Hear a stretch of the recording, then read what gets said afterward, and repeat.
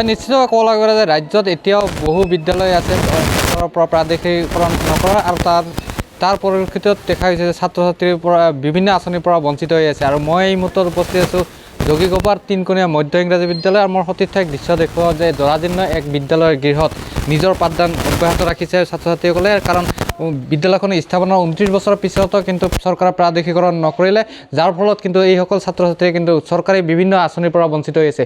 মই বিদ্যালয়খনৰ শিক্ষক আছে, তেওঁৰ পৰা কিছু কথা জানিম। আচলতে আপোনাৰ বিদ্যালয়ৰ নাম কি আছিলে? আমাৰ বিদ্যালয়খনৰ নাম তিনকোণীয়া এম ই স্কুল। কিমান ছাত্ৰ ছাত্ৰী আছে? বৰ্তমান 160লৈকে মানে ছাত্ৰ ছাত্ৰী আছে, কিন্তু বৰ্তমান অলপ কিছু ছাত্ৰ ইফাল সিফাল যাই আছে।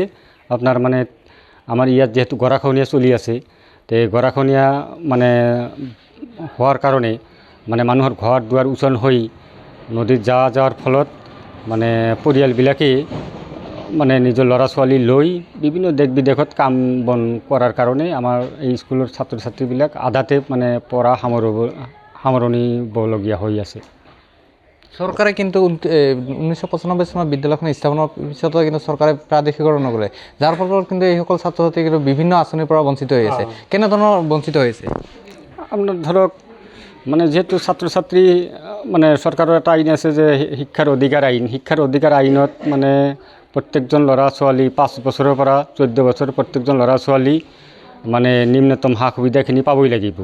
তে আমাৰ ল'ৰা ছোৱালীখিনিয়ে ধৰক ড্ৰেছৰ পৰা মানে বিতাড়িত হৈ আছে, ইফালে চাইকেলৰ পৰা বিতাড়িত হৈছে, আপোনাৰ বৰ্তমান মিড ডে মিলটোও বন্ধ কৰি ৰাখিছে।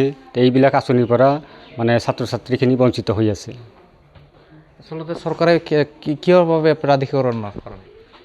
এতিয়া চৰকাৰে একো সময়ত একোটা নীতি বনাই দিয়ে। এতিয়া আগত হয়তো প্ৰবঞ্চনা কৰিছিল, আপোনাৰ মানে যেতিয়া হয়তো কাগজ পাতিৰ ওপৰত কৰিছিল, কিন্তু একচুৱেলি এইটো নীতি ভুল নীতি। চৰকাৰে একচুৱেলি কৰিব লাগে মানে স্পট ভেৰিফিকেশ্যন কৰি যিটো স্কুল প্ৰয়োজন সেই প্ৰয়োজন মতে স্কুলবিলাক প্ৰভিঞ্চিয়েলাইজ কৰিব লাগিছিল। মানে স্কুলটোৰ প্ৰয়োজন আছে নে নাই স্বচক্ষে মানে এইবিলাক সৰজমিন তদন্ত কৰি স্কুলটো চাই যদি যে স্কুলটোৰ প্ৰয়োজন আছে, ছাত্ৰ ছাত্ৰী আছে, আন্তঃগাঁথনি আছে, এনেকৈ চাই প্ৰভিঞ্চিয়েলাইজটো কৰিলে আজি আমাৰ স্কুলখন বাদ নপৰিলহেঁতেন। আপোনালোকৰ শিক্ষক কিমানজন আছে? বৰ্তমান আমি 5 জন আছোঁ। আপোনালোকেতো ইয়াতে যথেষ্ট সময় দিব লগা হৈছে বিদ্যালয়ত, পৰিয়াল কেনেদৰে দি আছে? পৰিয়াল আমাৰ কিদৰে চলে এতিয়া স্বয়ং আল্লাই জানে আৰু আমি জানো কিদৰে আমি চলাই আছোঁ। ৰাতি 9টা বজাৰ পৰা ৰাতিপুৱা 9টা বজাত আমি স্কুলত আহোঁ, হয়তো 2টা-2:30টাত আমি ঘৰত যাব লগা হয়।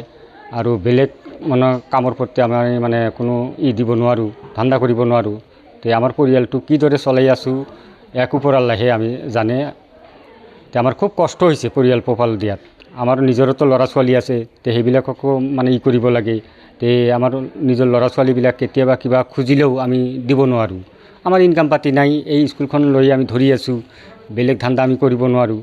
গতিকে আমাৰ চৰকাৰৰ ওচৰত এটাই নিবেদন, চৰকাৰে যাতে আমাৰ প্ৰতি অলপ দৃষ্টিগোচৰ কৰে।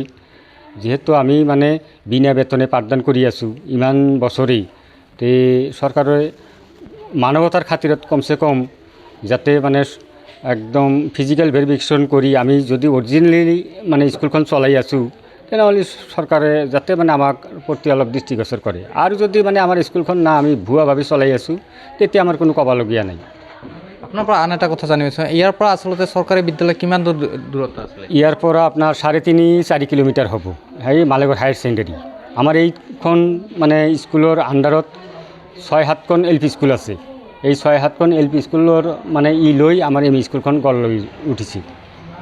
হয়, ধন্যবাদ জনাইছোঁ। আৰু দেখা গৈছে যে যোগীঘোপাৰ যি মালেগাঁৱৰ তিনকোণীয়া যি বিদ্যালয় আছিলে, মালেগাঁৱৰ তিনকোণীয়াৰ যি মাধ্যমিক বিদ্যালয় যে চৰকাৰে কিন্তু প্ৰাদেশিকৰণ কৰা নাই, তাৰ ফলত কিন্তু এইসকল দৰিদ্ৰ সীমাৰেখাৰ তলৰ কিন্তু শিক্ষাৰ্থীসকলে কিন্তু বিভিন্ন আঁচনিৰ পৰা বঞ্চিত হৈ আছে।